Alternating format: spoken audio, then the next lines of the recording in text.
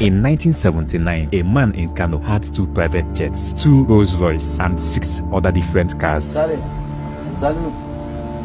The camera some soft drink. This man's name is Alhaji Nafiu Rabiu. He was one of the richest men in Kano in the 1970s.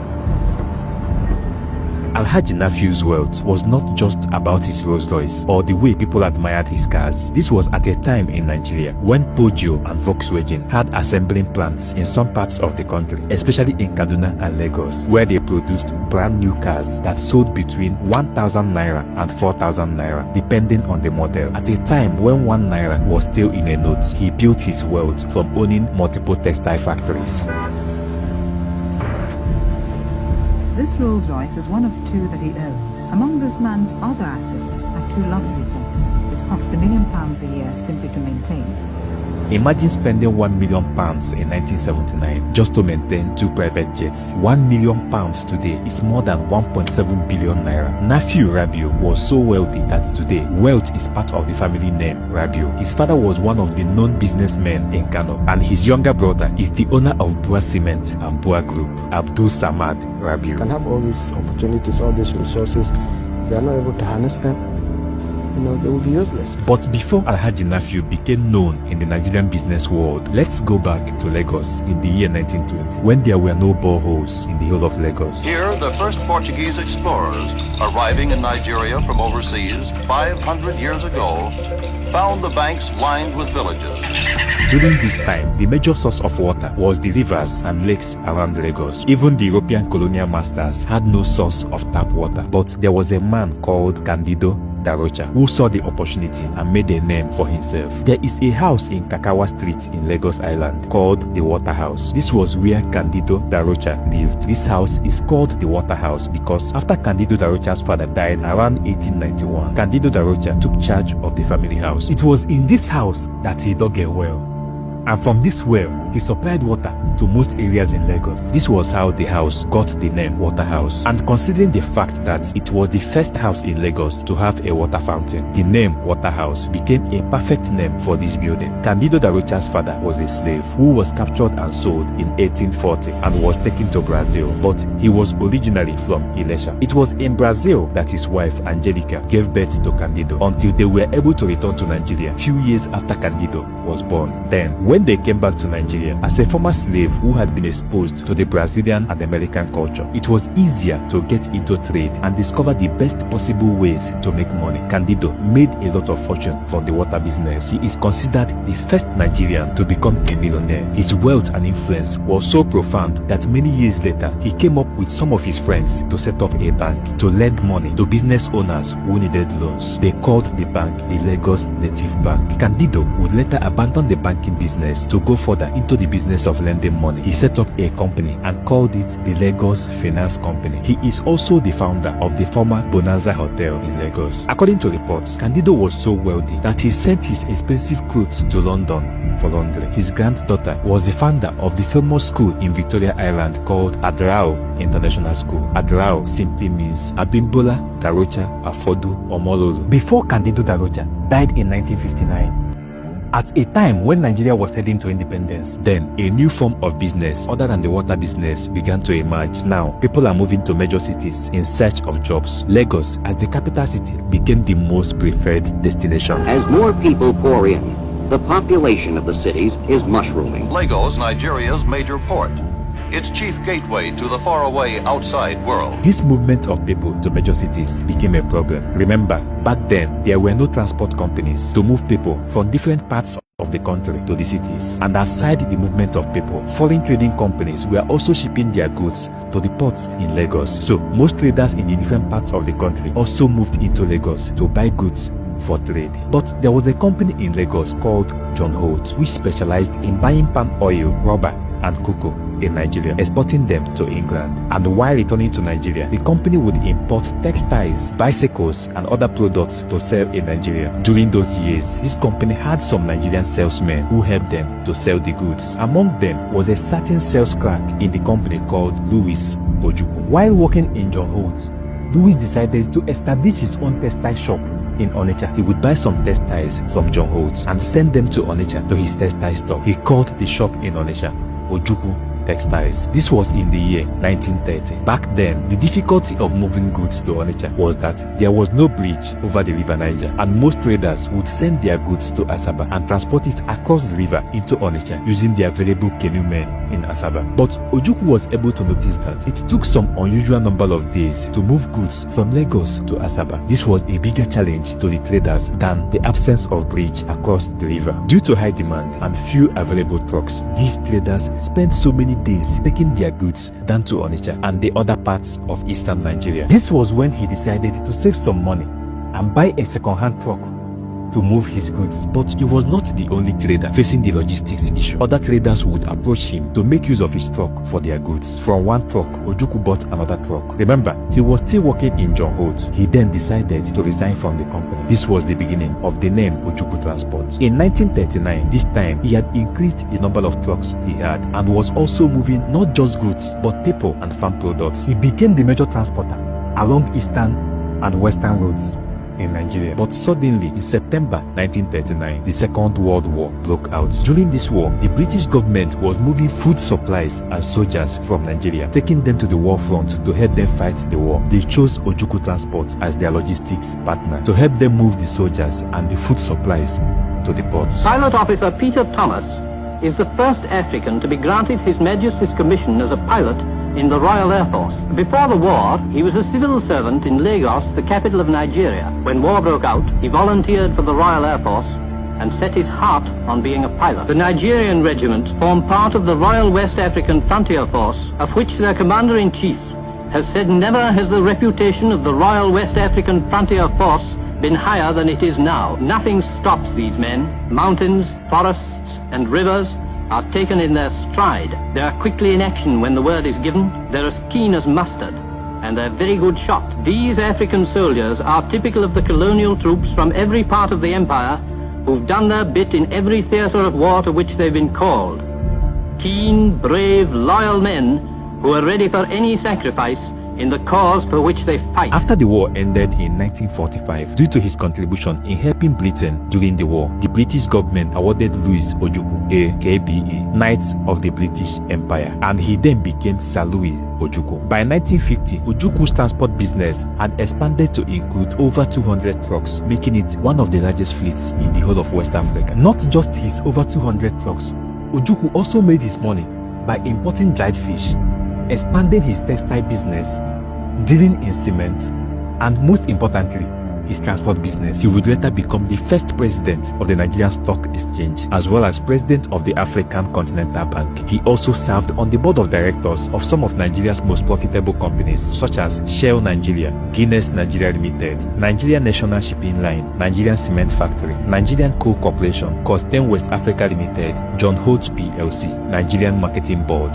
among others. One of the most iconic symbols of his worthy status was his Rolls-Royce Silver Wraith, which was used to drive Queen Elizabeth II during her visit to Nigeria in 1956. You could imagine what it is for the Nigerian government then to borrow a car from an individual to drive the Queen. Lagos, capital of Nigeria, prepares to give the welcome of its life to Queen Elizabeth II. 17 hours from the mists of London Airport, the Queen's Argonaut comes to rest in the sunshine of Ikeja, the airport of Lagos. The guard of honor is mounted by the Nigeria regiment, many of whom, like the Queen's husband, wear the Burma star.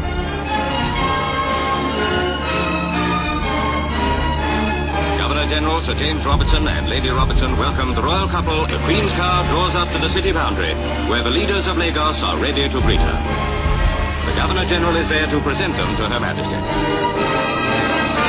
By 1960, this time Nigeria had gotten her independence. Ojukwu's wealth was estimated to be about $4 billion in today's value. He is in fact the first Nigerian to become a billionaire. But unfortunately, in 1966, just at the age of 57, Sir Louis Ojukwu passed away. His son, Chukwuemeka Odumegwu Ojukwu, would later become the leader of the state of Biafra. If civil war comes, and I do think it is imminent, you're quite right, it will for us be the price of freedom. I think that when it does come, that the people on the other side would be surprised as to what they're going to get. But before Louis Ojukwu ever thought of becoming a billionaire, there was a time in Nigeria when agricultural crops were the major exports from the country. The palm oil, the rubbers, the granules, yams, and even timber. And the men who controlled this agricultural trade in Nigeria were the big boys of those days. This was at a time when there were granite pyramids in Kano. These granite pyramids were bags of granules stacked in the shape of a pyramid. Most of them were taller than the tallest building in Nigeria then. And there was a man called Al-Hassan Dantata. Before he died in 1955, there was a day he pointed to 60 granite pyramids in Kano and said, "These are mine." And the trading stations at Kano are usually well stocked with some of the finest skins in the country. At the railway siding are piled up hundreds of sacks of groundnuts waiting for transport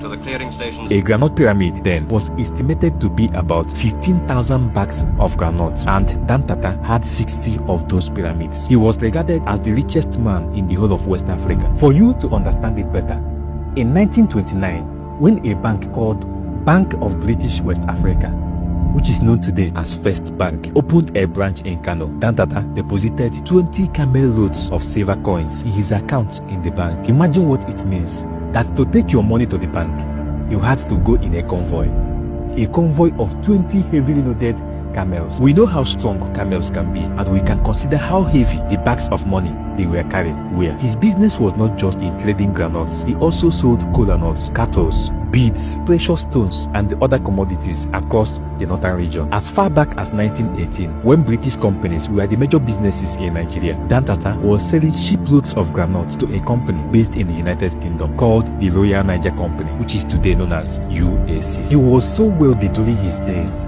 that in the year 1949, he donated a property worth £10,200 for the construction of the first indigenous textile mill in northern Nigeria. Today, the name Dantata is still connected to wealth, and his great-grandson is the richest man in Nigeria, Alhaji Aliko Dangote. I came from a wealthy family. My late great-grandfather in the 1940s was actually the richest West African. Dangote's mother was named Maria Sanusi Dantata, the daughter of Alhaji Sanusi Dantata, while Sanusi Dantata was the son of Al-Hassan Dantata. So, Dangote's mother was a granddaughter of Al-Hassan Dantata. That was how Dangote became a great-grandson of Al-Hassan Dantata. My late grandfather was one of the wealthiest Nigerian, the family name is Dantata. That's from my maternal side. My father too, was fairly rich, but he was both, in business and also in politics. Later on, Dangote would receive some money from one of his mother's brothers to start his own business. One of those richest Nigerians,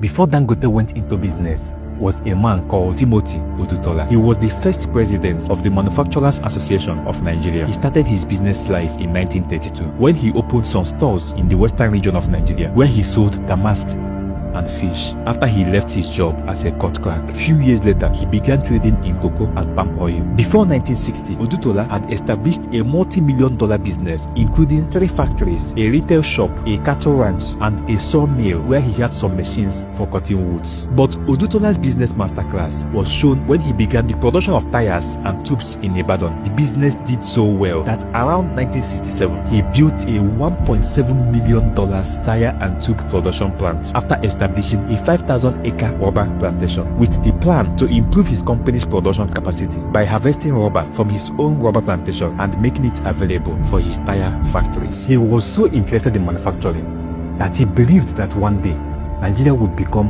one of the top industrialized countries of the world. According to some reports, he said the time is coming when we will produce more than we can consume and we will have to look outside Nigeria for markets. By the time Odutola was getting older, there was a certain MKO Abiola who was one of the richest Nigerians in the 1980s. Well, you see, we've asked so many questions in one, but let me give it to you.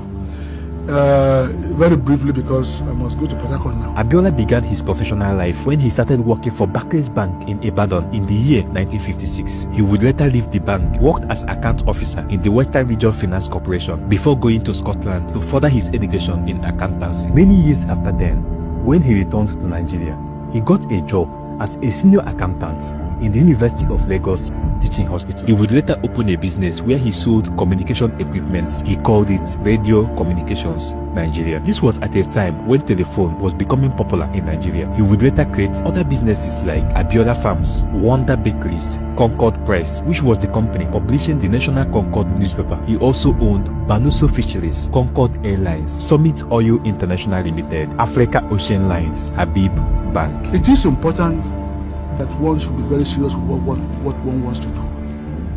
Nobody can clap with one hand. To clap, you need two hands. During his days, he was one of the biggest supporters of football in Nigeria.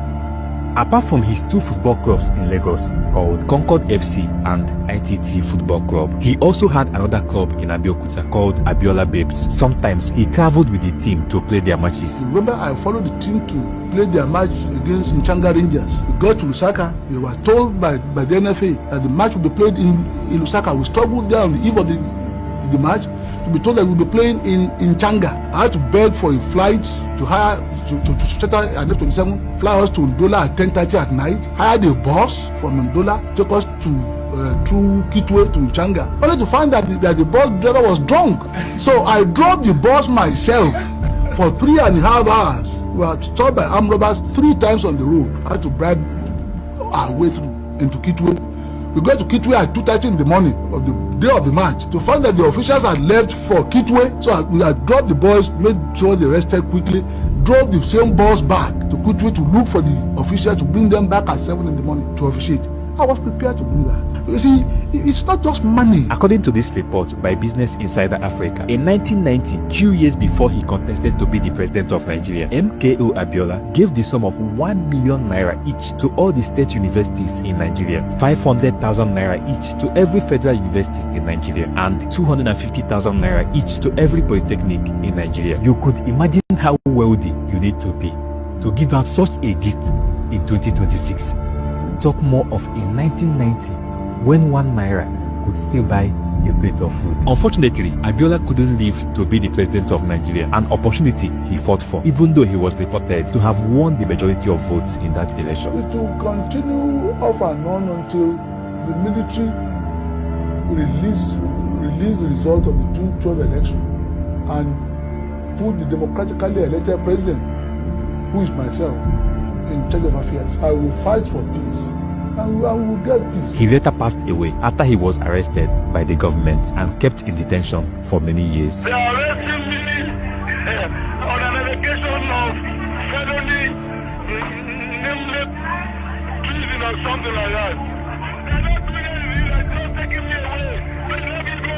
You know, I'm delaying them. All these men laid the foundation for some of the popular businesses in Nigeria. Most of the current billionaires were either a staff of their companies or an apprentice who learned from them. For example, it was reported that while there are many transport business owners in the southeast today, it started with Ojukwu Transport. A report by Pulse Africa suggested that the owners of Ekenedili Chukwu Transport and Isuchukwu Transport were part of the early drivers of Ojukwu Transport. And before you may forget, it was through Ahas and Dantata's wealth that the Dantata family became wealthy. And many years later, one of his grandchildren took Dangote to learn business from him after Dangote graduated from the university. And from the business, he gave Dangote some money to start his own. Today, Dangote is the richest black man in the whole world. Thank you for being there. If you listen carefully, there are some business lessons to learn from this video, and I wish you well. Don't forget to like this video and subscribe. Thank you.